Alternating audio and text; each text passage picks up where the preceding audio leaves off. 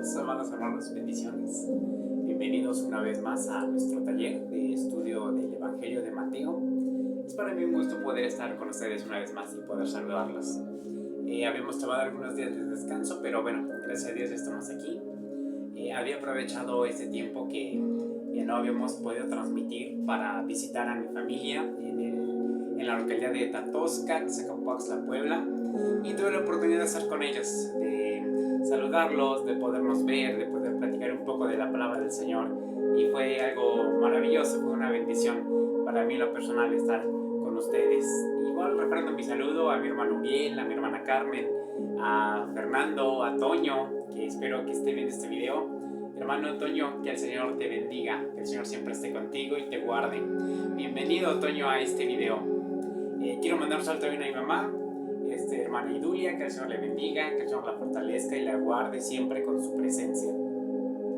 Tiene poco que estuve con ustedes, pero ya los extraño. Quisiera estar otra vez allá para volvernos a ver y seguir platicando más acerca de la palabra del Señor. Pero bueno, quiero saludar también a cada uno de ustedes que me acompañan en este video. Espero que el Señor les bendiga, les guarde, que el Señor esté siempre con ustedes y que el día de hoy sea un día de mucha bendición. Que el Señor los alcance con su misericordia, que los guarde de todo peligro y que esté siempre a su lado. Qué bueno que pueden estar conmigo. Los veo que están muy bien, que están contentos, que tienen un rostro hermoso, iluminado con la palabra del Señor. Aunque usted pensará que yo no lo puedo ver, claro que sí, yo a través de este video lo veo a donde usted está. Y sé que su rostro está iluminado por la palabra del Señor, y sé que su rostro está reflejando la bendición de conocer al Señor. Es para mí un privilegio poder estar aquí, compartirle estos temas que hemos estado viendo ya en videos anteriores. Hemos estado hablando acerca del Evangelio de Mateo. Estamos en el capítulo 1 y este video que vamos a grabar hoy es para concluir o para cerrar lo que el capítulo 1 nos está diciendo. Entonces, bueno, sin más preámbulo, voy a invitarlo a que se acomode en su lugar, a que prepare el tecito, el cafecito para que pueda quedarse conmigo en este video. Y voy a invitarlo a que termine, a que se quede conmigo hasta el final, porque creo que el tema que vamos a ver el día de hoy es un tema muy interesante. Es un tema que tiene que abrirnos un poco más los ojos acerca de lo que significa conocer al Señor. Estamos entonces platicando acerca del Evangelio de Mateo. Estamos terminando el capítulo 1 y hoy vamos a terminar los últimos versículos que nos quedan, pero vamos a hacer énfasis en el verso 22 y 23. De hecho, es el pasaje que tenemos escrito aquí en nuestro pizarrón. Si usted tiene la oportunidad de abrir su Biblia, sus Sagradas Escrituras, puedo invitarlo a que vaya a Mateo capítulo 1, versos 22 y 23. Es lo que tenemos escrito aquí. Recordaré que hemos estado viendo el idioma hebreo, o estamos viendo el Evangelio desde la perspectiva hebrea. Pero si usted tiene su Biblia en español, no hay ningún problema. Usted puede abrir su Biblia y vamos a comparar lo que la Biblia dice en español con lo que tenemos en el texto hebreo, y vamos a tratar de entender cuál es la perspectiva que Mateo está compartiéndonos en su Evangelio. Entonces, si usted abre su Biblia, la lectura que usted tiene en español es muy parecida a la que tenemos nosotros aquí en hebreo. Entonces vamos a leer.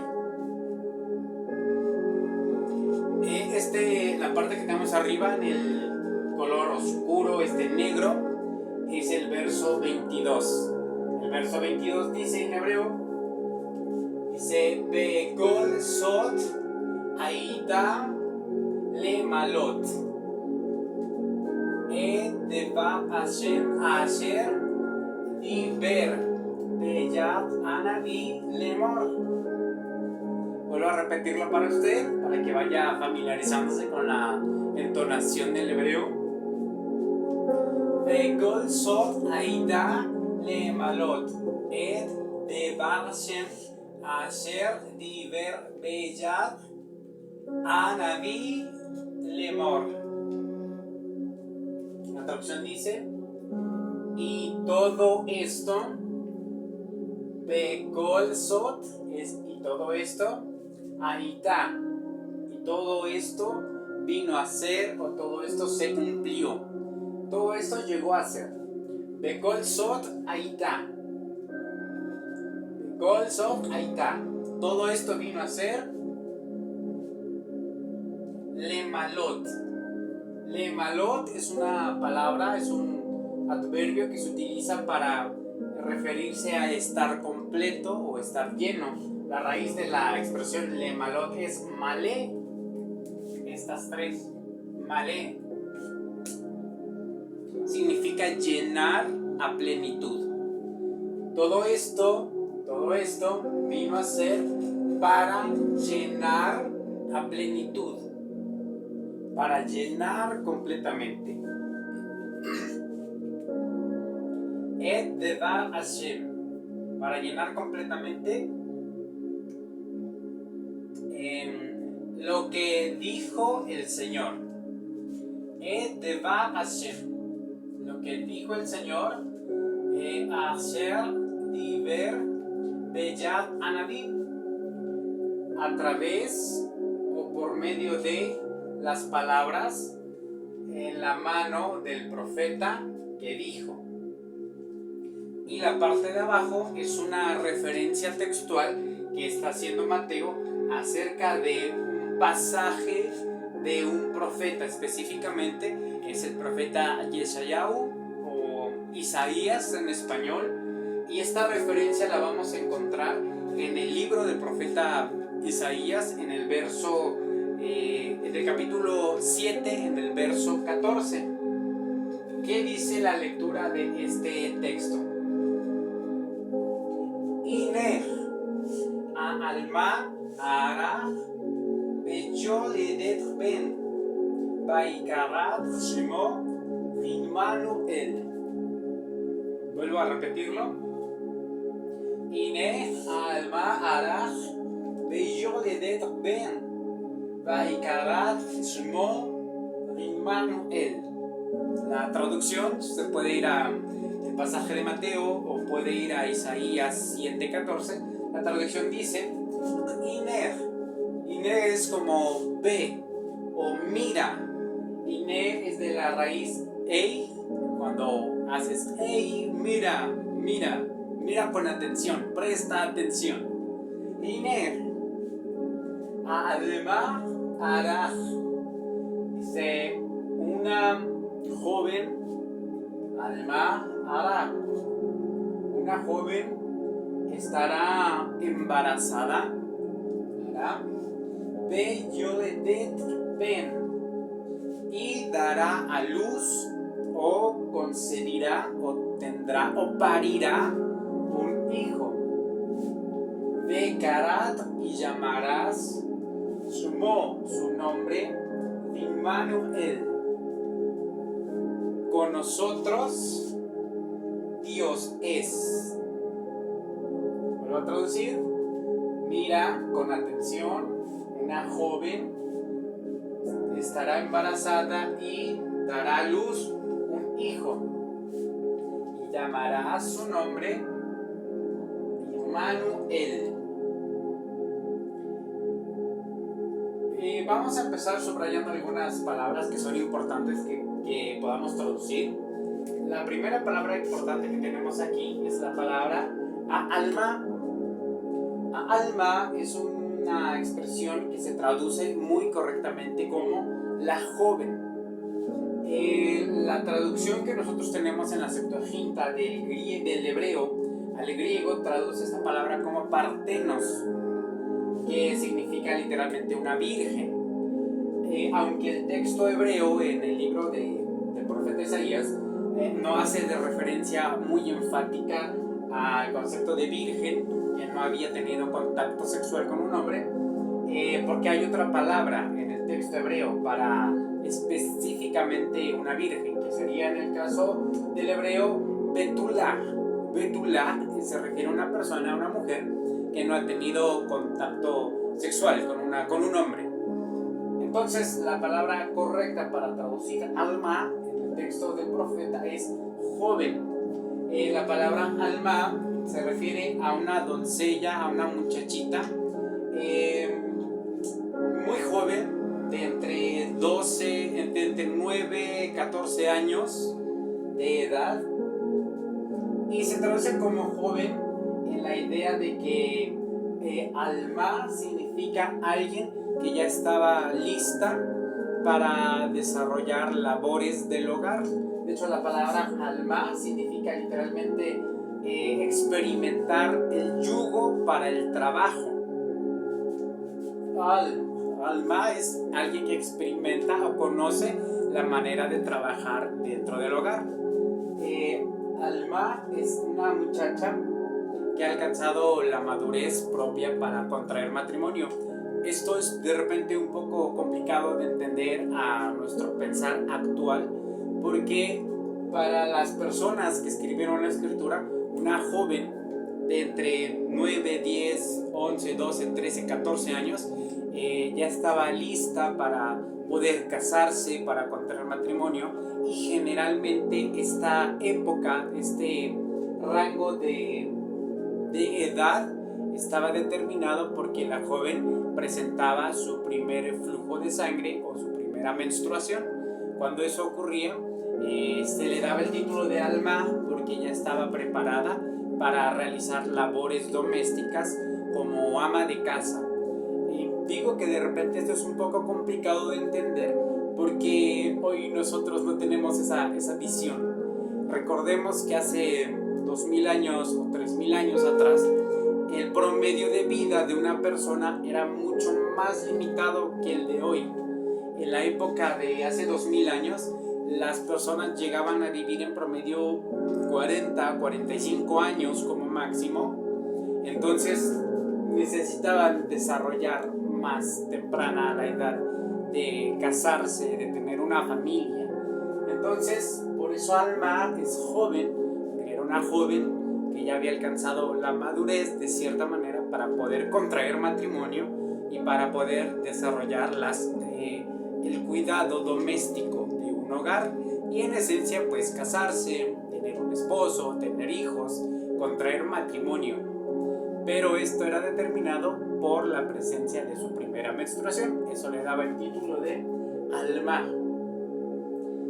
Entonces, de repente surge un problema, porque muchas gentes opinan que como alma solo se refiere a una joven, para que esto signifique una virgen tendría que ser betula. Entonces dicen que aquí hay una dislocación dentro de las ideas que el cristianismo tiene, porque dentro de la concepción que nosotros tenemos como cristianos es que María era una mujer virgen, que no había tenido contacto con ningún hombre y que ella fue embarazada por el poder y la virtud de la voluntad de Dios. Entonces, no puede sugerir necesariamente un problema, sino que entendemos que, conociendo la historia, que Miriam o que María era una joven que estaba en planes ya de casarse, estaba en planes de formar un matrimonio, era muy joven, posiblemente tenía entre 13 y 17 años, pero ya estaba en la edad para poder casarse, y eso le daba el connotativo de alma, porque era una joven que ya estaba propia para poder desarrollar una vida marital. En este caso era con José. Estar embarazada, dar a luz un hijo, llamar a su nombre Immanuel. El texto de Mateo añade una parte ahí a manera de traducción que dice que si lo traduces o lo interpretas es Dios con nosotros. Si se da cuenta, algunas versiones en español dicen Dios mismo con nosotros, pero el texto hebreo solo dice Immanuel, con nosotros está Dios. Llamar a su nombre Emmanuel, que significa con nosotros está Dios. Vamos entonces a intentar entender un poco acerca de cómo hemos llegado a este concepto. Vamos a tomar la referencia directa de dónde viene este pasaje por qué Mateo está haciendo esta cita, por qué nos está dando este pasaje del profeta como una referencia acerca de lo que él está exponiendo en su tema, y vamos a entender un poco cierto conflicto que ha generado este pasaje.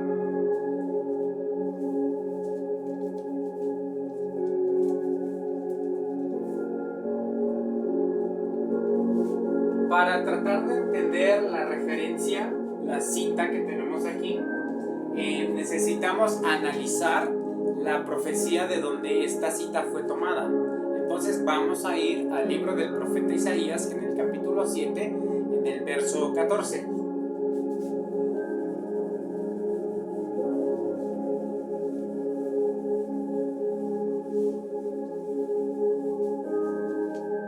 Y vamos a hacer un análisis de esta profecía.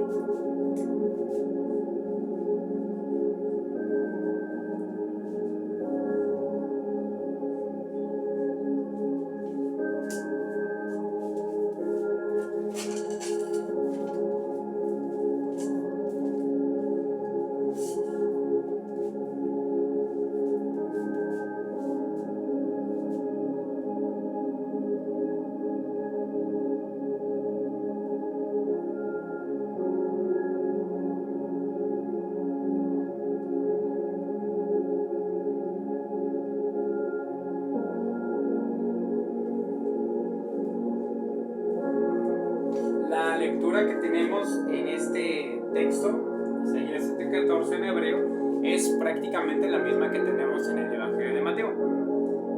La lectura dice: Lachen yitian Adonai lachen ot inech al ba'arach beyoledet ben beikarat shmo Immanuel. Si se dan cuenta, es la misma expresión, solamente que el profeta Isaías añade lo siguiente: por tanto dará el Señor él mismo para ustedes una señal. Vean, la joven concebirá y parirá un hijo y llamarán su nombre Immanuel. Es la misma cita que tenemos en el libro del Evangelio de Mateo. Pero necesitamos entender todo el contexto a través del cual se da esta profecía, se da esta cita que está haciendo Isaías. Entonces es necesario analizar todo el capítulo 7 del libro del profeta Isaías para entender cuál es el sentido original a través del cual está escribiendo el profeta Isaías. Entonces vamos a considerar el contexto de la cita.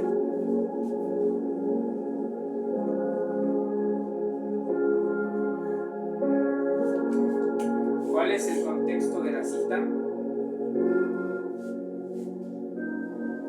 Bueno, para esto es necesario que vayamos al segundo libro de las Crónicas.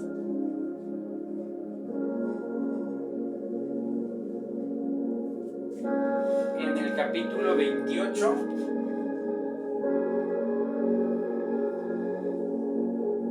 del verso 1 al 27.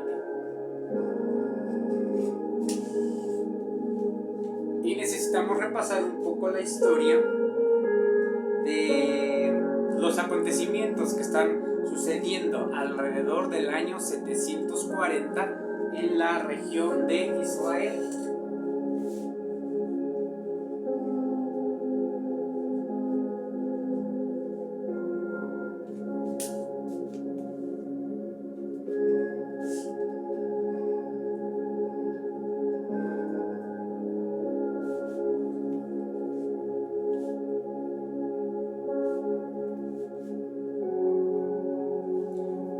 ¿Cuál es el contexto histórico en el que se da la profecía de Isaías 7:14? De acuerdo a Crónicas 28, 1-27. Corría el año 740. Para este momento de la historia, ustedes recordarán en sus escrituras que el reino de Israel ya se había dividido en dos movimientos: el reino del norte, encabezado por Samaria, Israel, y el reino del sur, a donde había quedado el señorío de Judá, que respaldaba a la casa de David, el rey David. Después de la muerte de Salomón, su hijo Jeroboam tiene un altercado con los principales líderes de la nación de Israel. Se da esta ruptura, Roboam, del lado de Judá, y Jeroboam se levanta del lado del imperio del norte. Empiezan a sucederse varios reyes. Mueren algunos reyes, sus hijos gobiernan tanto en Judá como en el reino de Israel, al grado que llega Crónicas y nos dice que Omri tuvo un hijo, un rey de Judá, tuvo un hijo, y este hijo se llamaba Acaz. Lo que nos narra entonces Crónicas 28, 1 a 27 es que Acaz tenía 20 años, este rey.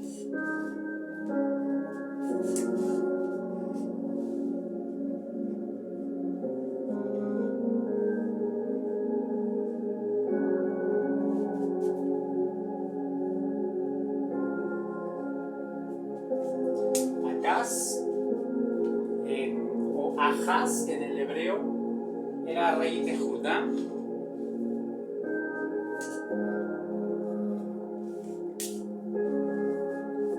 En el 740 el rey de Judá es Acaz y reinó 17 años en Jerusalén.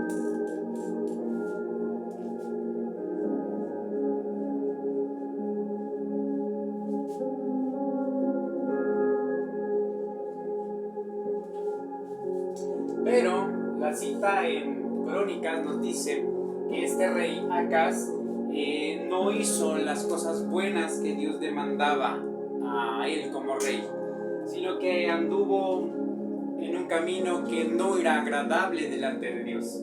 De hecho, este pasaje de Crónicas nos dice que anduvo en los caminos de los reyes de Israel, hizo imágenes de fundición a dioses falsos, dice que quemó incienso en lugares de idolatría, incluso dice que este rey hizo pasar por fuego, o sea, que entregó en sacrificio de fuego o quemados a sus propios hijos, de acuerdo a como los gentiles lo hacían antes de que Israel llegara a tomar posesión de la tierra de Canaán. Dice que sacrificó, quemó incienso en lugares altos, en collados, y adoraba a cualquier árbol espeso. De esto podremos sacar muchas ideas, podemos deducir muchas connotaciones. Ya el concepto de adorar un árbol o de adornar un árbol era una de las prácticas perversas que este rey tenía.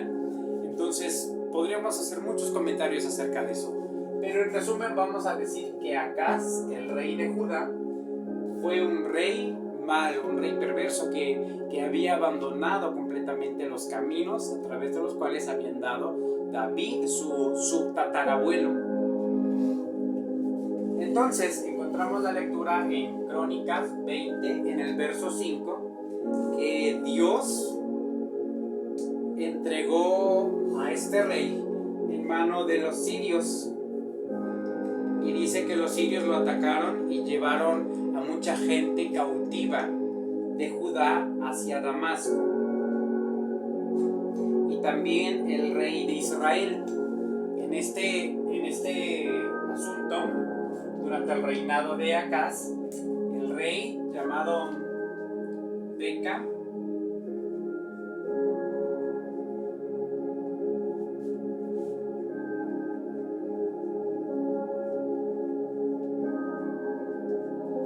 y Resín,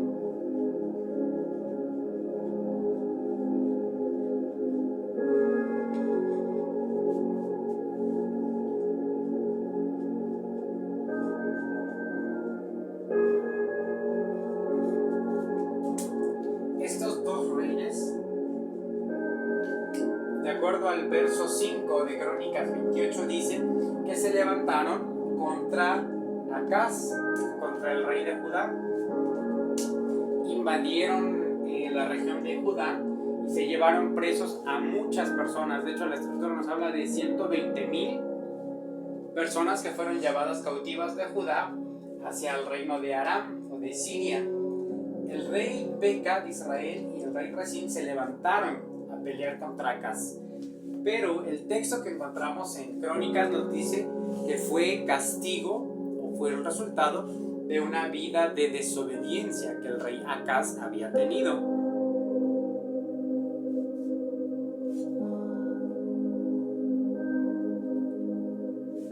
También el texto de Crónicas dice que hubo un hombre llamado Sicri de Efraín.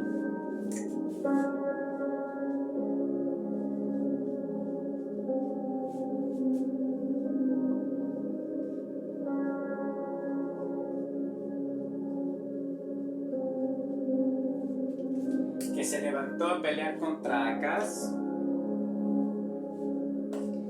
E incluso este personaje mató al hijo de Acaz y a su mayordomo. Y también tomaron cautivos de Judá y los llevaron. Tomaron 200,000 hombres cautivos.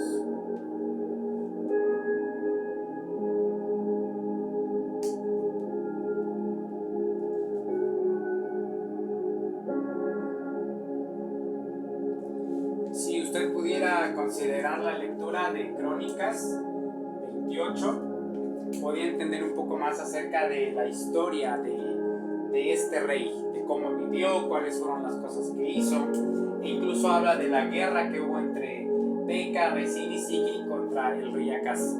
Hay un pasaje muy interesante que nos habla ahí acerca de un profeta que se llamaba Obed, que cuando vio que llegaban los hombres cautivos de Judá hacia Samaria, dijo: no metan aquí la cautividad porque es algo perverso que ustedes están haciendo. Entonces dice que tomaron vestidos del botín que habían tomado de Judá, vistieron a las personas, los curaron, les dieron de comer, los alimentaron y después los regresaron, porque sabían que estaban actuando mal ellos al atacar a Judá, a pesar de que el rey había actuado de una manera perversa y todo lo que acontecía era un castigo de parte de Dios. Entonces, en este contexto histórico se da la profecía de Isaías 7:14, de donde Mateo está tomando el trasfondo para darnos la cita que tenemos en Mateo 1:23. Ahora conviene también analizar el texto inmediato que tenemos en Isaías, en el capítulo 7. Recapitulamos. Crónicas dice que había un rey en el año 740 llamado Acaz, rey de Judá.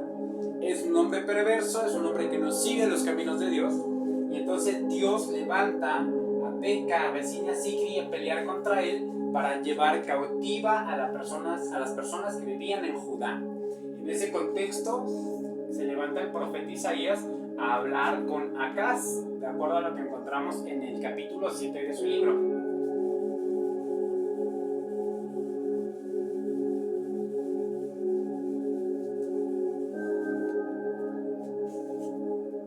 Vamos a hacer un análisis detallado de lo que nos narra Isaías en el capítulo 7.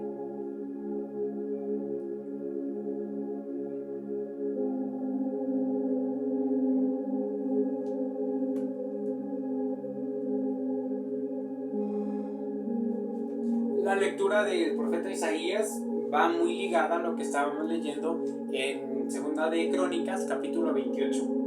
El verso 1, voy a invitarlo a que si usted tiene su Biblia en la mano, con mucha calma, con mucha paciencia, usted pueda leer todo el pasaje del capítulo 7 de Isaías, para que pueda entender lo que vamos a comentar a continuación. En la lectura del capítulo 7 encontramos en el verso 1 y 2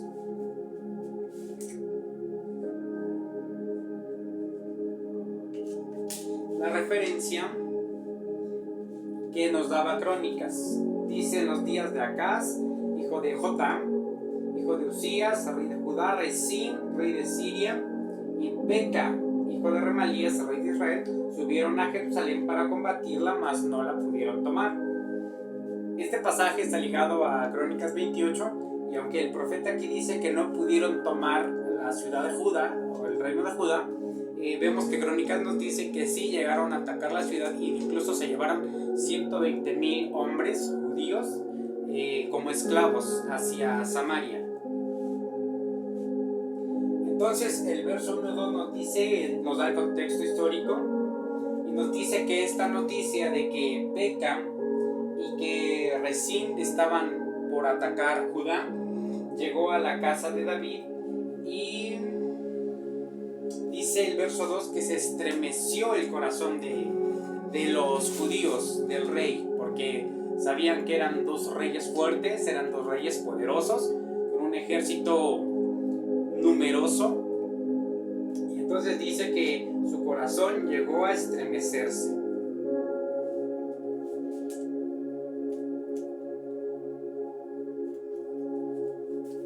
Del verso 3 al verso 6, el texto del capítulo 7 nos dice que Acaz estaba saliendo fuera de la ciudad, estaba en un lugar que se conoce como el conducto de la pesquera de arriba. Era como un canal, era un túnel por donde el agua entraba a Jerusalén. El rey Ahaz estaba en este día, él estaba viendo que cuando fuera invadido por el ejército de Israel y de Siria, el agua pudiera seguir fluyendo. Pasaba que en la antigüedad, cuando un pueblo intentaba conquistar una ciudad, le cortaba, hacían el asedio, rodeaban la ciudad y trataba de cortarle los suministros, tanto de comida, de comercio que entraba y salía de la ciudad, y principalmente el agua.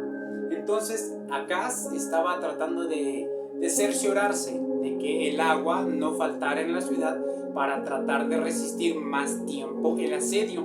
Por eso dice el verso 3 al 6 que Isaías, el profeta, sale al encuentro con Acaz y lo encuentra en el conducto de la pesquera. Era un túnel por donde el agua llegaba a Jerusalén. ¿Cuál es el mensaje que le da el profeta Isaías a Acaz? Estate tranquilo, no temas, que tu corazón no tenga miedo a causa de Rezín y de Peca. No tengas miedo, que tu corazón sea valiente, no pienses que algo malo va a pasar. De hecho, el profeta utiliza en el texto, dice: estos son dos tizones que humean. ¿Qué significa esa expresión? Que era como el humo que no tenía fuerza, era humo que se desvanece. Dice: todos estos dos reyes que pretenden atacarte no tienen más fuerza que el humo que es arrastrado por el viento. No tengas miedo, que tu corazón esté tranquilo. Del verso 7 al 9, el profeta da una palabra que había recibido por parte de Dios para el rey Acaz. Y le dice: esto no va a ser así.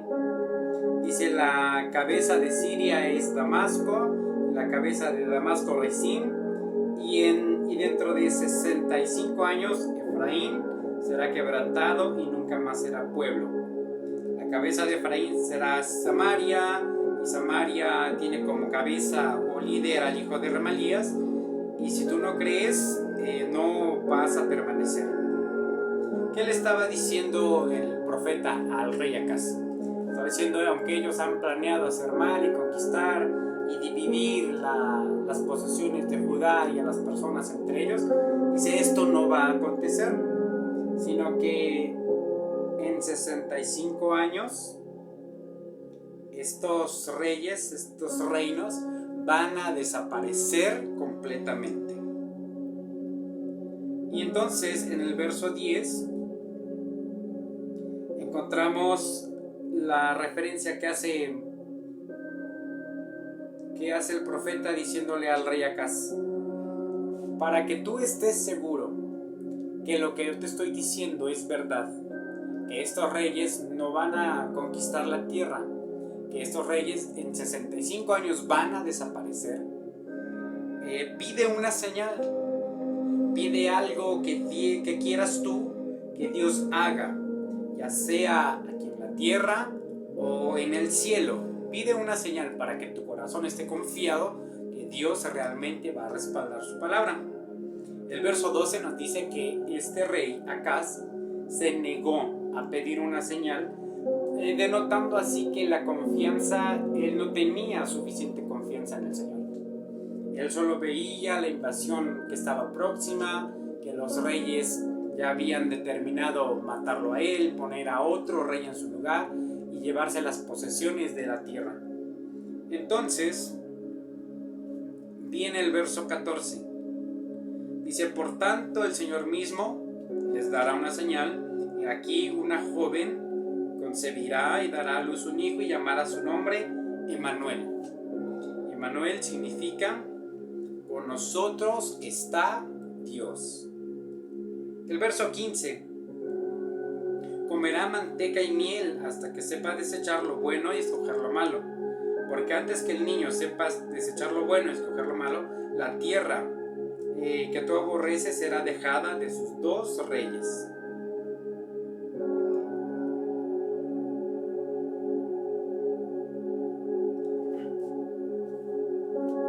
Analizando todo el contenido del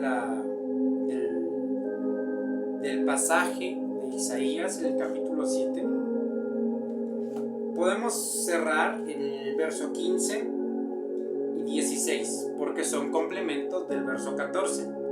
Nos habla de una virgen, de una muchacha, de una joven que va a estar embarazada, va a dar a luz un hijo. Su nombre es Emmanuel, que significa Dios está con nosotros. Y se dice que este niño que iba a nacer, iba a crecer, iba a alimentarse, y antes de que el niño pudiera entender qué cosas eran malas y buenas, esos dos reyes que estaban amenazando al rey Acaz iban a desaparecer completamente. Si analizamos la perspectiva histórica, entenderíamos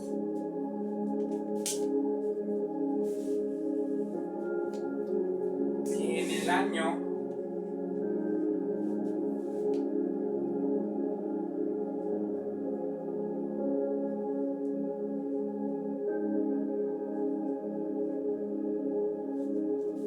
737 antes de Cristo,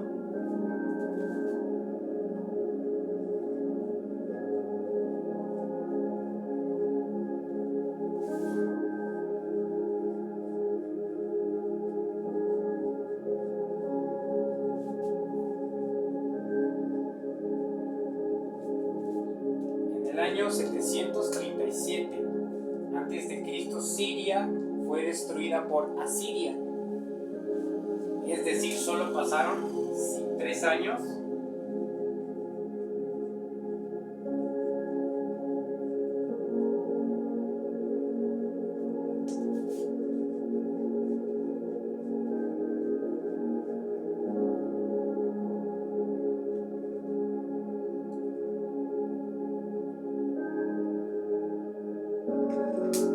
solamente pasaron 3 años después de la profecía de Isaías. Isaías estaba diciéndole al rey: no tengas miedo, Dios te va a dar una señal de que lo que han planeado tanto el rey de Siria como el rey de Israel no va a acontecer. Van a ser un niño, y antes de que ese niño pueda hablar, pueda entender lo bueno y lo malo, esos dos reyes que tú tanto temes van a ser destruidos. 3 años después de la profecía, Siria fue destruida porque fue conquistada por el reino de Asiria. Y solamente 10 años después, es decir, en el 723,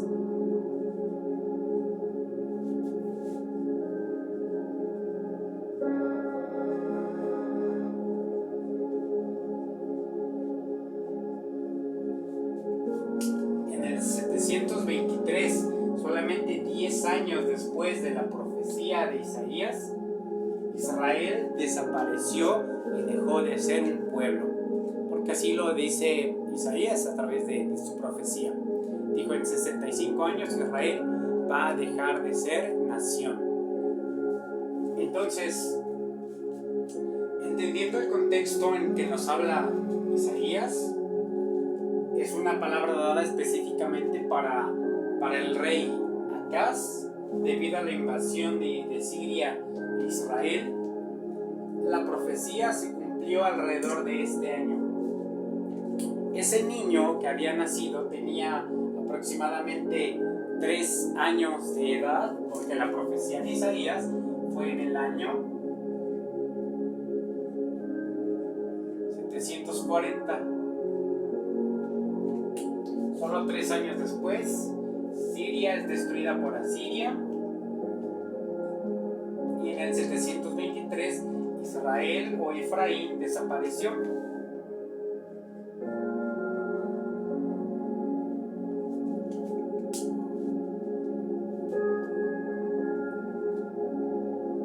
Entonces, desde esta perspectiva, desde la perspectiva histórica del profeta Isaías, basados en Crónicas, capítulo 28, del 1 al 27, podemos entender que la cita de Isaías 14, de acuerdo a su contexto histórico, no es una profecía mesiánica.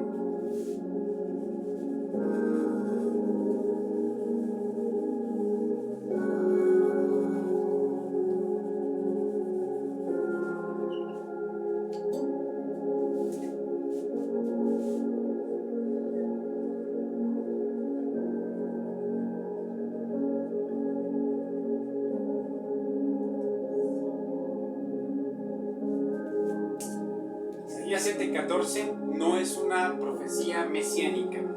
¿Por qué hacemos esta afirmación? Bueno, porque todos los datos históricos que encontramos, tanto en el libro de las Crónicas como consultando el pasaje inmediato del profeta Isaías, nos hablan de una profecía que fue dada para el tiempo específico de Acaz.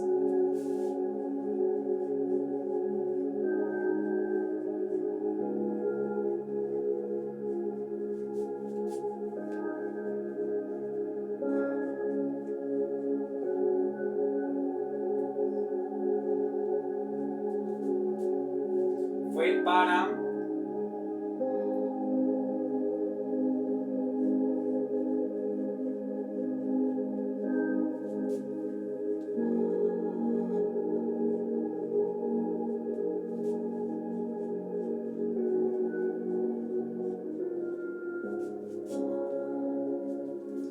para prevenir a Judá por la invasión de los reyes, y esta profecía en Isaías 7:14 se cumplió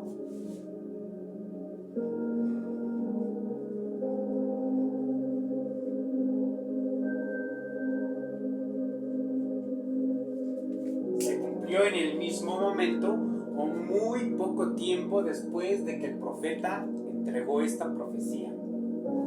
Analizando el contexto histórico, es fácil entender estos puntos.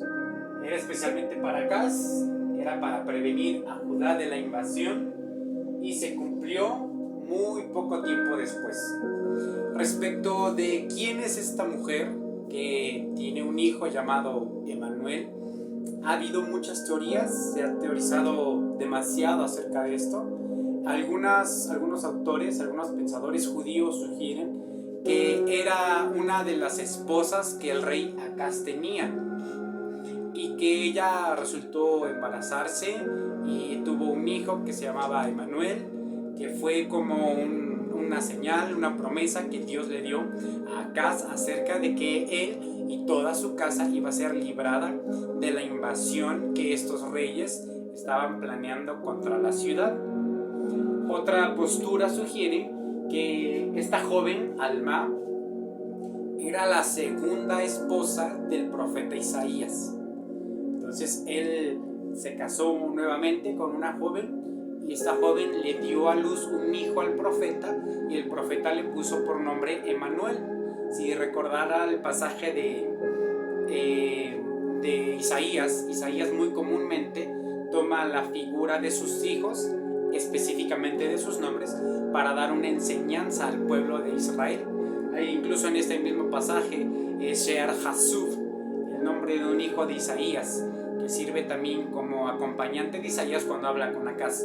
Entonces son las principales teorías. Uno es que este Emanuel era el hijo de Acaz, el rey malo que Dios le había dado para continuar la simiente real de David, o que también era un hijo descendiente del profeta Isaías.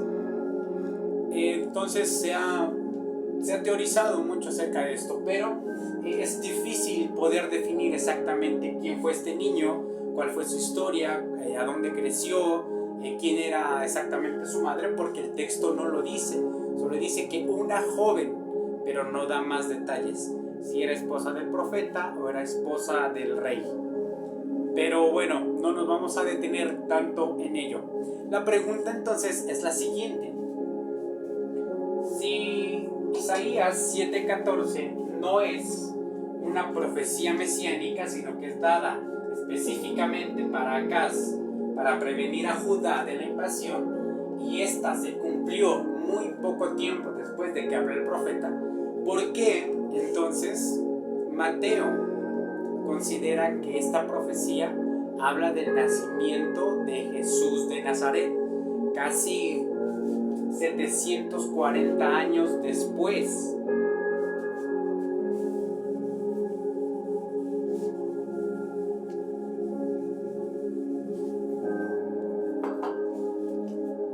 Vamos a tratar de responder esa pregunta, pero antes tenemos que hacer ciertas consideraciones importantes acerca de lo que hemos visto.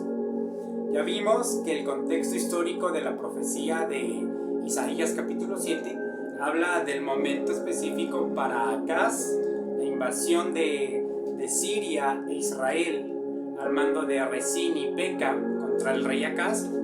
Ya vimos que era una profecía de promesa para hacer entender al rey que Dios estaba con ellos y que Él los iba a proteger. Entonces, ¿por qué Mateo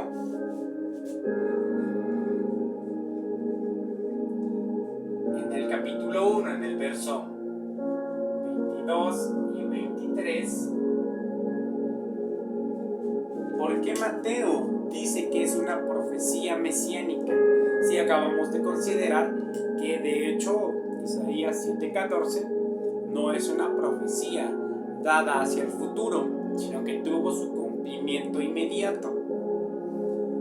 Esta pregunta es una pregunta que ha ocupado el pensamiento de muchas personas.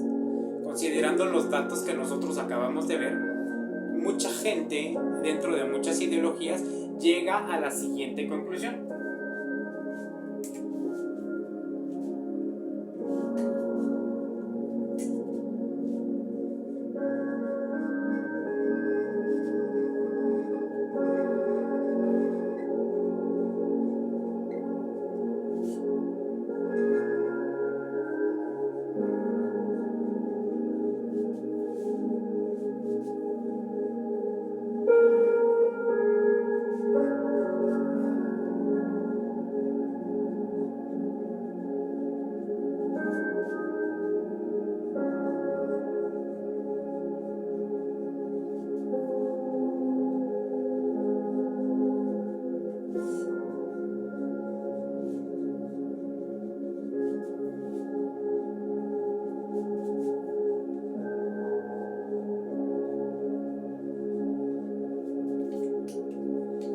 De acuerdo a lo que acabamos de analizar, considerando la profecía de Isaías, considerando el contexto histórico del libro de las Crónicas, conociendo el trasfondo inmediato,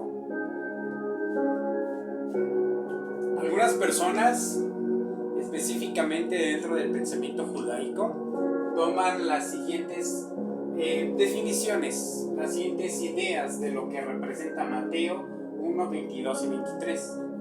Primero, arguyen que Mateo se equivocó, que Mateo tomó un pasaje que no es mesiánico, un pasaje que se cumplió muy pronto, muy pocos días después de que el profeta Isaías dio la profecía. Y como consideran que fue una palabra dada específicamente para el rey Acaz, para la nación de Israel, de Judá, perdón, por la invasión de Israel, dicen, Mateo se equivocó. No hay manera de suponer que Mateo pensaba que era una profecía que iba a cumplirse 740 años después de que el profeta Isaías la dio. Otro punto importante que se suele señalar es que Mateo no conocía la escritura. Es decir, que Mateo era una persona poco ilustrada, era una persona que no conocía el contexto, no conocía la historia, no conocía en sí misma la escritura hebrea, y dicen, bueno, no podemos confiarnos de lo que Mateo nos dio en su evangelio, porque Mateo ignoraba la escritura. No había manera de que él conociera la escritura si estaba cometiendo un error de interpretación tan evidente, tan garrafal en esto. Entonces sugerimos que Mateo no conoce la escritura hebrea.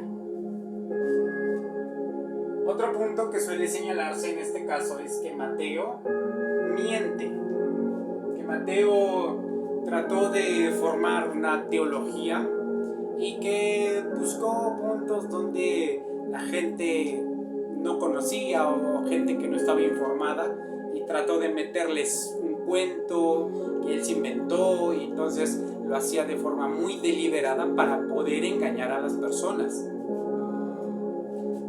Y como deducción de estos puntos es sugerir que Mateo no es un libro inspirado, es decir, que es un libro que no contiene la esencia de la naturaleza divina, no contiene la esencia del mensaje y de la palabra de Dios. Es decir, es un libro que no es inspirado. En este punto quisiera dejar un poco a un lado el tema y quisiera que reflexionáramos un poco acerca de lo que estamos viendo el día de hoy. Haciendo a un lado este pasaje de Mateo 1:22 que de repente resulta tan controversial, quisiera que reflexionáramos un poco. De repente nosotros como cristianos estamos esperando a que llegue un momento de persecución, porque es lo que hemos aprendido todo el tiempo en nuestras iglesias. Nos han hablado que viene un momento en el que vamos a ser perseguidos por nuestra fe, en el que vamos a ser esclavizados o ejecutados, y esperamos todos que ese tiempo va a llegar, que nos van a entregar a las sinagogas o a los concilios y vamos a tener que dar cuentas de nuestra fe. Yo personalmente puedo creer que esa época de persecución ya se está viviendo hoy día, y de menos, tal vez no de forma física, pero sí de forma ideológica. Hay una persecución ideológica para nosotros que creemos en el Evangelio, que hemos decidido caminar en las palabras que tenemos, en esto que nosotros llamamos el Nuevo Testamento o el Nuevo Pacto. Hay una persecución, y creo que esa persecución más notable se da a través de los medios de comunicación, a través de las redes sociales, a través de los blogs, de los posts que de repente se comparten, tanto en aplicaciones como YouTube, como Facebook, como Instagram. Y esa persecución ideológica ha tenido resultados devastadores. No hace falta ir muy lejos. Usted podría ir ahora mismo, pausar este video y buscar ahí en su teléfono, y poner pastor evangélico debate con judío, y lo que encontraría sería algo como esto, ¿sí? Donde la persecución ideológica se está dando de manera tan fuerte que hoy día, específicamente por movimientos judaicos, están atacando los principales pilares de la fe que nos han sostenido como cristianos. Esto que acabamos de analizar nosotros es un ejemplo de ello.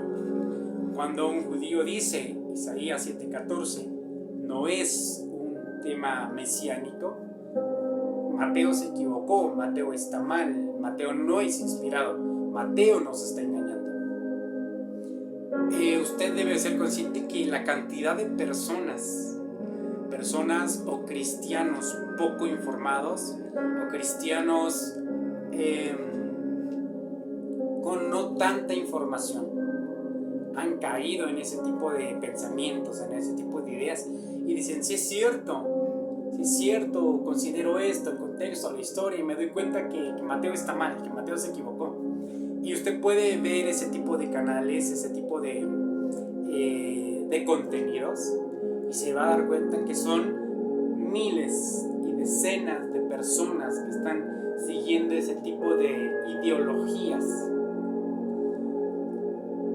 Y entonces, ¿qué podemos hacer nosotros?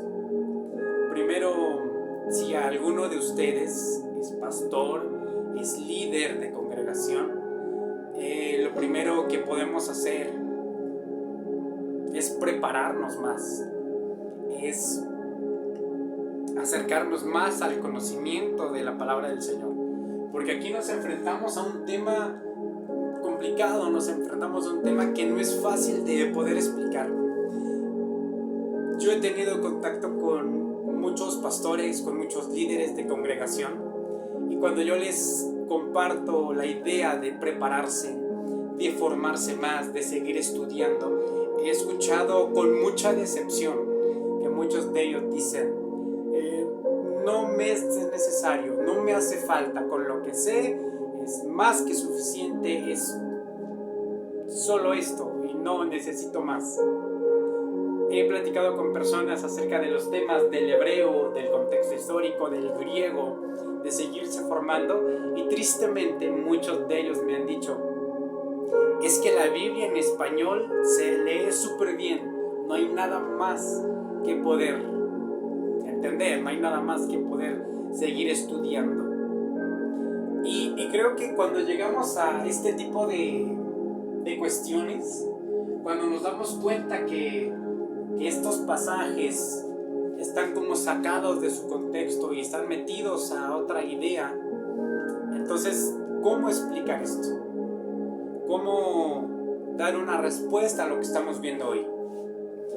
Y si usted es un cristiano que asiste a su congregación, que tiene varios años ya estudiando, yo quisiera que usted de repente tomara conciencia que hay contenido dentro de la red, hay contenido dentro del internet que no es edificante, que hay muchas circunstancias, hay muchas ideas que hoy están atacando lo que nosotros creemos como cristianos, y que si usted tiene dudas acerca de lo que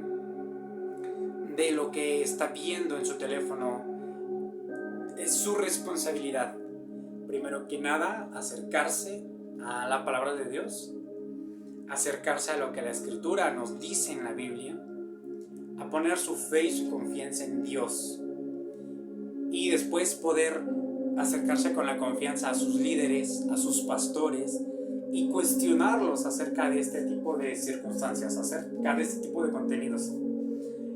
Yo tenía la plática hace poco con uno de mis hermanos que me mostraba un video y me decía, mira, este video que encontré me habla de del evangelio, pero me dice que lo que yo entendí no era lo que el texto original dice, que es otra cosa diferente.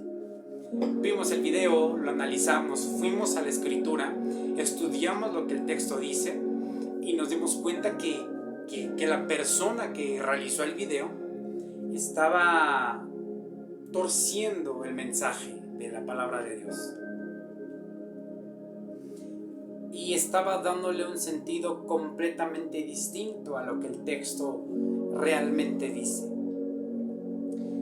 He visto con mucha tristeza muchas personas que han entrado a las congregaciones, que se llaman líderes, líderes de congregación, que son neófitos en el tema. He escuchado con mucha tristeza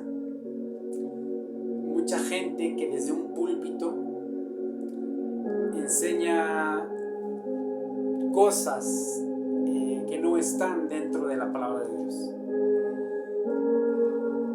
Yo sé que a veces tener una formación profesional es difícil, es complicado, pero si usted es un líder o usted aspira a ser un líder que comparta el mensaje de la palabra del Señor, usted infórmese, usted trate de formarse profesionalmente.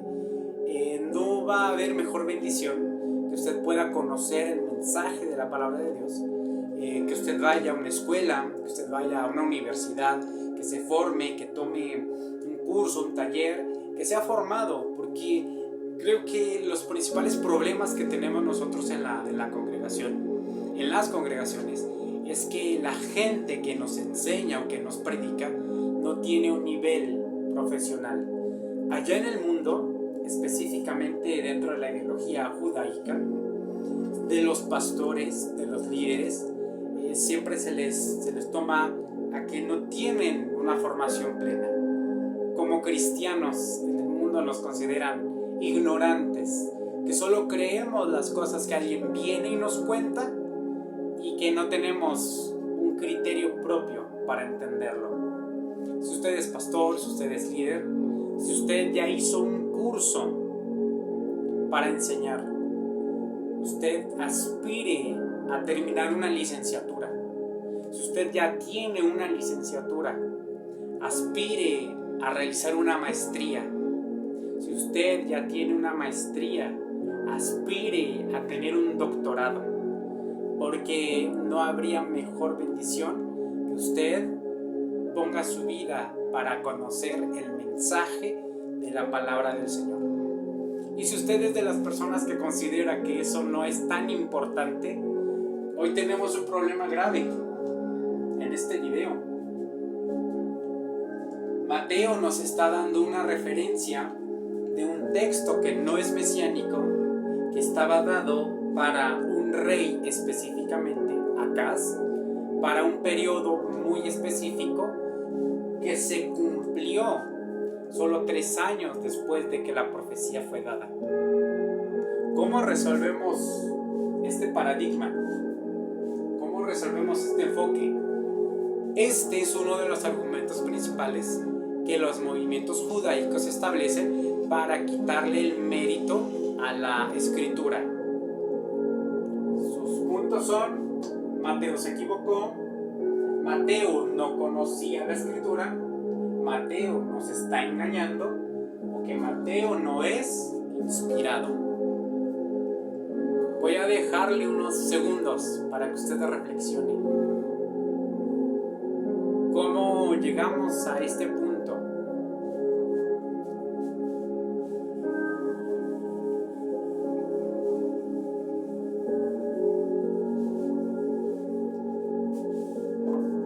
¿Cómo podríamos resolver este dilema? Si nosotros analizamos la profecía que Mateo está citando en su contexto original, la profecía no tiene nada que ver con lo que Mateo está tratando de enseñarnos. ¿Cómo resolvemos este problema?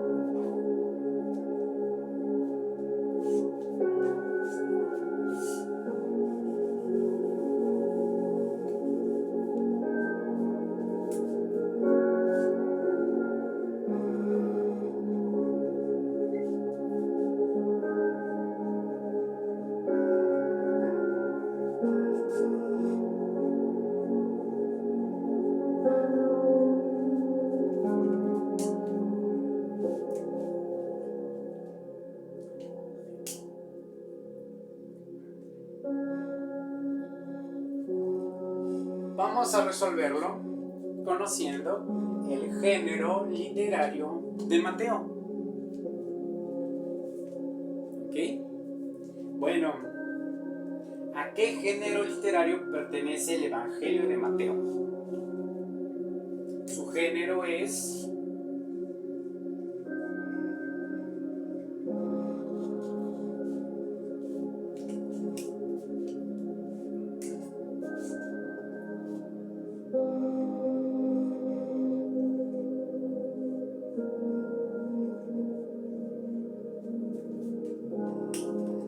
Pesher.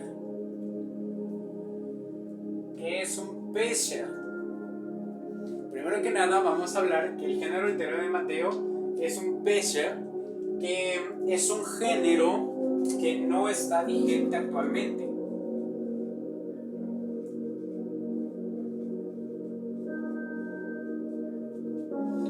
El Pesher es un género literario que hoy día no se utiliza. Específicamente el Pesher es un género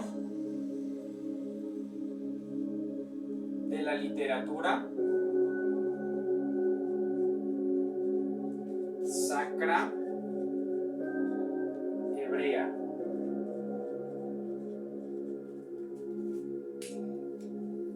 Mateo es del género Pesher. Este género no se usa hoy día, está perdido, y su género es de la literatura sacra hebrea, específicamente del pensamiento hebreo, y no tiene equivalente en griego.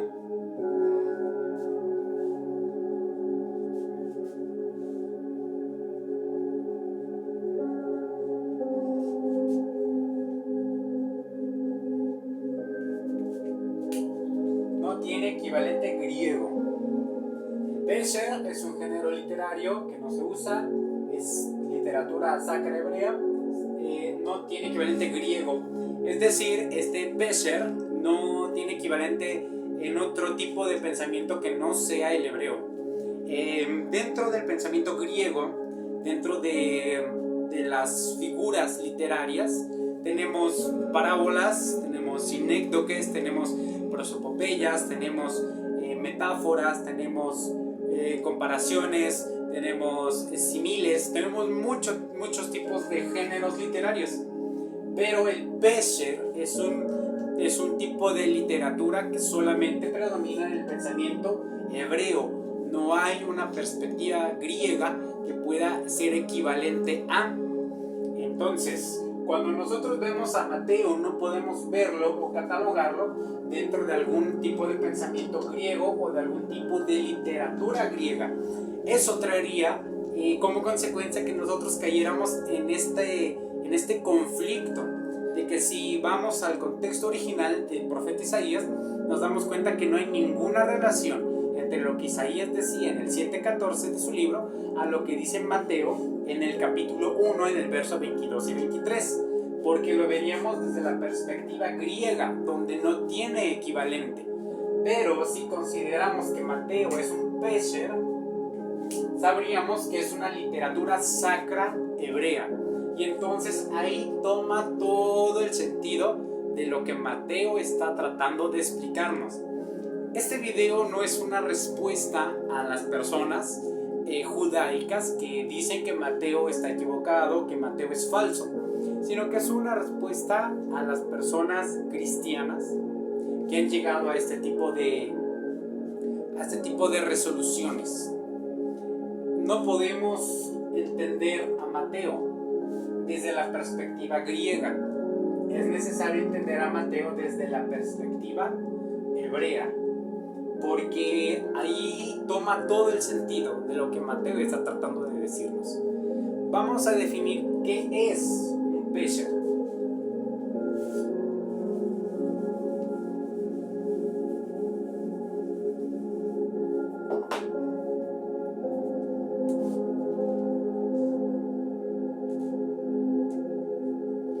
Pesher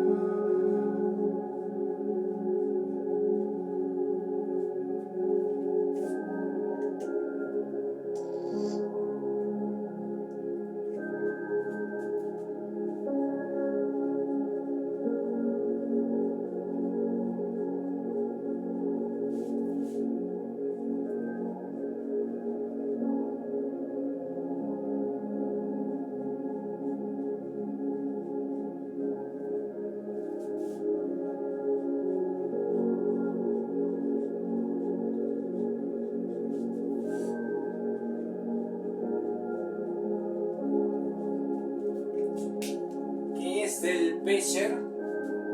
Es la transcripción y comentario de un texto sagrado con perspectiva profética para explicar los hechos actuales en la vida del escritor. Está definido por una sentencia, una oración que es su interpretación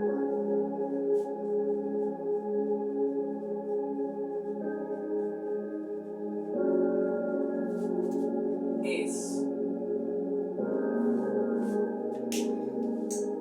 El Pesher es la transcripción verso por verso de un escrito profético con la intención de explicar los hechos que rodean la vida de la persona que escribe el Pesher. Pesher es una expresión hebrea que significa su interpretación es.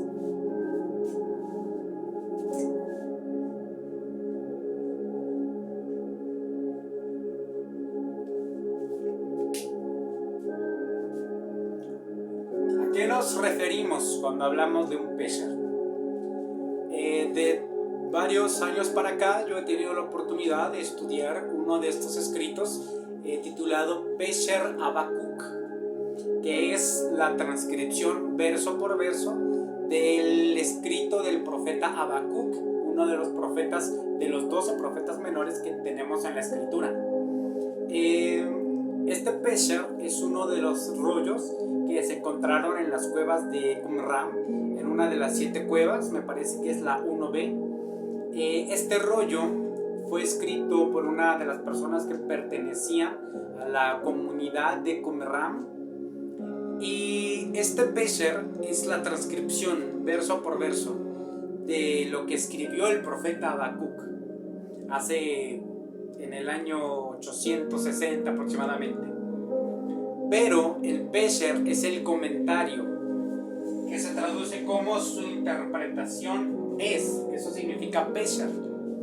El escritor de Qumran tomaba un pasaje, un verso del texto de Habacuc, lo escribía y abajo ponía la denotación Pisro Dabar Al, como su interpretación es, y daba una explicación de lo que él consideraba o la manera en la que ese texto de la escritura se había cumplido. Y es una manera muy común dentro de los escritos sagrados de entre el siglo I antes de Cristo y II después de Cristo. Un ejemplo que encontramos en el Pesher de Habacuc es la cita que encontramos en Habacuc 2:4, que dice: el justo por la fe vivirá. Pero el texto del Pesher Habacuc encontrado en Qumran añade: el justo por la fe vivirá. Esto interpretado es: todos aquellos que guardan la Torá en la casa de Judá, que siguen al maestro de justicia. Es decir, el Pesher toma el pasaje de la escritura y posteriormente da su comentario o da su interpretación, diciendo cómo ese texto explica lo que está aconteciendo alrededor de la vida del mismo autor.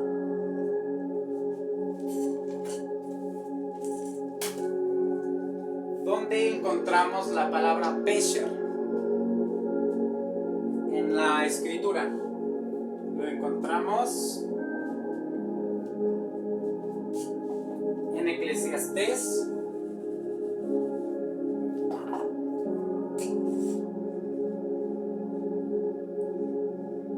8:1, y tenemos que leerlo para que podamos entender.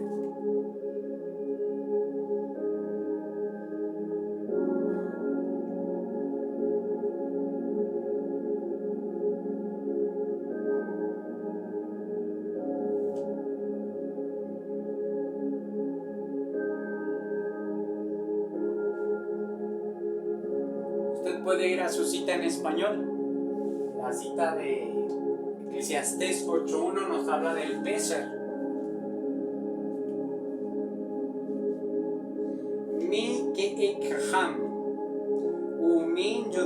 Besher. Vuelvo a leerlo. Mi Keehaham. Umi Yodea Besher. Lavar Gemat. Bueno, dice: ¿quién como el sabio y quién como el que conoce? Su texto en español dice la interpretación, pero el texto hebreo dice Umin Yodea Besher. Besher. Vamos a escribirlo también en hebreo.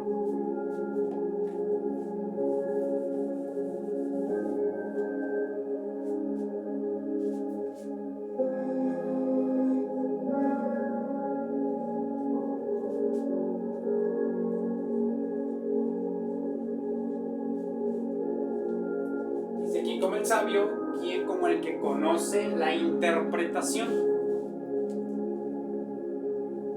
Otra cita, de hecho, que encontramos muy recurrente es en el libro de Daniel. El profeta Daniel en el 2:4. De hecho, el profeta Daniel es uno de los que más recurre al concepto de Besher. Todas las veces que dice que Daniel escuchó la oración del rey e interpretó el sueño que le fue dado de la estatua de oro, cuando interpreta el sueño de Nabucodonosor, cuando un tronco, un árbol es cortado, cuando interpreta la escritura en la pared, todas las veces que aparece la palabra interpretar, siempre en hebreo, en arameo, en Daniel, aparece como Bishro. Bishro es de la misma raíz Besher y es interpretar, o su interpretación es, como encontramos en Eclesiastés 8:1. Entonces, este género, muy en particular, fue uno de los géneros más utilizados dentro de este pensamiento sacro de los movimientos judaicos. Entonces, Mateo nos está escribiendo desde este mismo género, desde el Besher. Es la transcripción y comentario de un texto sagrado para explicar hechos actuales que el escritor está viviendo. Esto entonces le da un doble peso a lo que Mateo nos dice. Lo que Mateo vio, y de acuerdo a lo que nos dice el Evangelio de Juan o la Carta Universal de Juan, que lo que ellos vieron, lo que sus ojos vieron, lo que tocaron con sus manos, lo que Mateo vio, lo que Mateo pudo ver, lo que pudo percibir, lo que escuchó de Jesús, la investigación que él hizo acerca de Jesús, todos esos acontecimientos, él necesitaba darles un trasfondo, un peso, porque esto era algo que jamás se había escuchado. ¿Cuándo se había escuchado que una muchacha joven, sin tener contacto físico con un hombre, estaba embarazada? Para Mateo eso era algo impactante, eso era algo nuevo. ¿Cómo ir y explicarle algo a la gente? Él necesitaba hacer un Besher. Necesitaba encontrar en la escritura un pasaje que explicara lo que él estaba viviendo, las circunstancias que estaban dándose en torno a su persona. Entonces él, en su investigación, ve que hay una muchacha llamada María que de repente está embarazada, que recibió José un sueño donde le decían que ese bebé que iba a nacer nacía por la voluntad misma de Dios. Y Mateo vio a Jesús, conoce a Jesús, ve sus obras, ve el poder que tenía. Incluso los judíos del templo le dicen: sabemos que vienes de Dios, porque nadie haría las obras que tú haces si no es porque Dios está con él. Y Mateo ve todas las circunstancias que están rodeando su vida, lo que conoció de Jesús, lo que vio de él, los milagros, las señales, los prodigios que hizo, cómo murió y cómo al tercer día fue resucitado. Cuando Mateo nos cuenta su historia en el Evangelio, él lo hace tiempo después de que los acontecimientos ya habían pasado. Y entonces él trata de encontrar una explicación a las cosas que vio, tocó, escuchó y vivió con Jesús, al testimonio que María, su madre, le daba, al testimonio que escuchaba de la gente. Entonces él recurre a la figura del Pesher para explicar las cosas que él había vivido. ¿Cómo funciona el Pesher? Son circunstancias que rodean la vida del autor, circunstancias que él vivió y ahora está tratando de darles un fundamento a través de la escritura. Y creo que Mateo no podía encontrar otro fundamento más claro que lo que está escrito en Isaías 7:14. Entonces, aunque el contexto histórico de Isaías 7:14 no nos habla hacia el futuro, Mateo encontró un punto muy importante para lograr explicar los acontecimientos que él había vivido cuando conoció a Jesús. Y para explicar los acontecimientos que fueron en la vida, en la existencia de Jesús de Nazaret. Este concepto de Pesher es un tipo de literatura que se da muy comúnmente dentro de la prédica, dentro del conocimiento o la enseñanza de la palabra de Dios, dentro de los movimientos cristianos del siglo I. Usted me dirá, aparte de Mateo 1:22, ¿qué otro ejemplo de Pesher encontramos? Bueno, regresando a Mateo 1:22, 23 dice: y llamará su nombre Emmanuel, que traducido, o que si lo interpretas, el texto griego de Mateo en la versión sinaítica dice hermeneuo. Hermeneuo es equivalente a la expresión Pesher. Su interpretación es, en el texto griego es hermeneuo, pero el texto hebreo dice Pesher, que si lo declaras o que si lo interpretas. Y ahí podemos subrayar más este concepto que estamos viendo. Mateo está dando una explicación que dice que si tú lo subrayas, que si tú lo interpretas, es Dios está con nosotros. Y entonces ahí Mateo establece un paralelismo entre que Dios estuvo con Judá para rescatarlos de la destrucción de los reyes que venían a invadirlos, y dice, de la misma manera Dios va a estar con nosotros, o Dios está con nosotros porque mandó a Jesús a salvarnos, a librarnos de nuestros pecados. La pregunta es, ¿por qué Jesús se llama Jesús y no se llama Emmanuel? Bueno, porque el nombre de Jesús, ya lo vimos, le da el sentido de su propósito. Mientras que Isaías 7:14, Emmanuel solamente es la expresión Dios está con nosotros. Cuando venimos al conocimiento de Jesús, sabemos que Él nos libra de nuestros pecados y que Dios está con nosotros, porque Jesús es el camino hacia la presencia de Dios, y la presencia de Dios viene a nuestra vida cuando nosotros conocemos a Jesús. Otro ejemplo que encontramos en la Escritura, en el pasaje del libro de los Hechos, capítulo 8, encontramos la historia de Felipe, un evangelista, que se acerca al carro de un hombre etíope, eunuco, que venía a Jerusalén a ofrecer sacrificios. Dice la Escritura que el Espíritu Santo le dijo: acércate al carro, pégate al carro. Cuando se acerca al carro, de que este etíope está leyendo al profeta Isaías. Y Felipe le pregunta: ¿lees y entiendes lo que lees? Y le dice: no voy a entender si no hay quien me explique. Y dice la Escritura que empezando de este pasaje, y el pasaje que leía era este, fue llevado como oveja al matadero, no abrió su boca delante de los que lo trasquilaban. Dice, y entonces, ¿de quién habla? ¿De el profeta, del mismo o de algún otro? Y dice que tomando ese pasaje, le empezó a explicar el mensaje de la salvación en Jesús.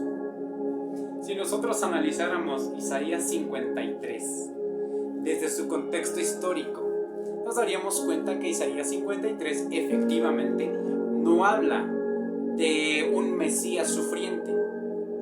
No es una profecía mesiánica, sino que se refiere a la nación de Israel sufriendo por las cosas malas que habían hecho, como un hombre que sufre, pero es Israel. Pero entonces entendemos el concepto de Pesher, que es el nivel más alto de interpretación de la teología de la profecía. Es el Espíritu Santo el que inspira la interpretación. El Espíritu le dijo a Felipe, pégate al carro y explícale.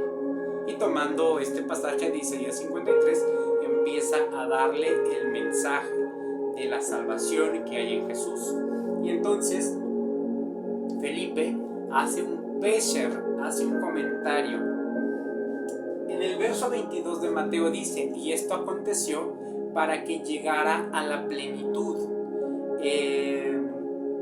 Limlot es en hebreo, dice para que se llenara completamente. El texto equivalente en griego es la palabra pleroma.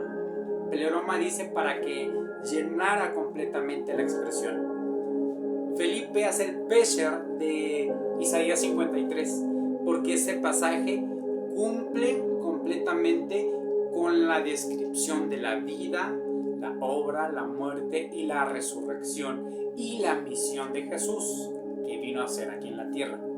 Entonces, ese pasaje es pleroma de lo que Felipe comparte al etíope, y el etíope puede obtener así su salvación.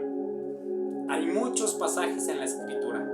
El libro de los Hechos, el discurso de Pedro en el libro de los Hechos capítulo 3, dice, y se juntaron las naciones y hicieron planes contra Dios y contra su ungido. Y luego Pedro dice, y esto aconteció porque Jesús vino y ciertamente los romanos y los principales de Jerusalén se unieron contra Jesús. Y está haciendo otro pesher, que si nosotros consideramos el contexto histórico del libro de los Salmos capítulo 2, nos daríamos cuenta que nada tendría que ver con la historia de Jesús. Pero el pesher es la interpretación o el comentario inspirado por la revelación de Dios que cumple perfectamente, que llena todos los parámetros de la historia y de la vida de Jesús. Eso es un pesher. Entonces, Mateo está tratando de encontrar un fundamento para las cosas que vivió y para las cosas que estaban aconteciendo o que acontecieron. Fue a la Escritura. Con todo esto, ¿qué podemos decir? Que el nivel más alto de la revelación lo obtenemos a través de la inspiración divina. En este video podríamos subrayar las palabras de Pablo de Tarso. La letra mata. Si solo consideramos el contexto histórico de Isaías 7:14, estaríamos perdidos. Como mucha gente ha caído en esa circunstancia, porque Isaías 7:14 solo nos habla de un contexto histórico para un rey, para una nación, con un cumplimiento inmediato. La letra mata, pero el espíritu, el que trae la interpretación, el que trae la revelación, el pesher, el espíritu vivifica. Con este video vamos a cerrar el capítulo 1 de Mateo y a continuación vamos a empezar el capítulo 2, que creo que es uno de los temas más apasionantes, y no quiero que pierda de vista este concepto de pesher, porque Mateo es muy remarcado el uso de este concepto. tomó un pasaje de la Escritura para explicar acontecimientos reales que ocurren en torno a su persona o a la persona de Jesús de Nazaret y de otros personajes. Voy a invitarlo a que se quede con nosotros. Vamos a empezar el capítulo 2 de este Evangelio de Mateo y va a ser de mucha bendición. Que el Señor les bendiga, que el Señor les guarde y les proteja siempre. Amén.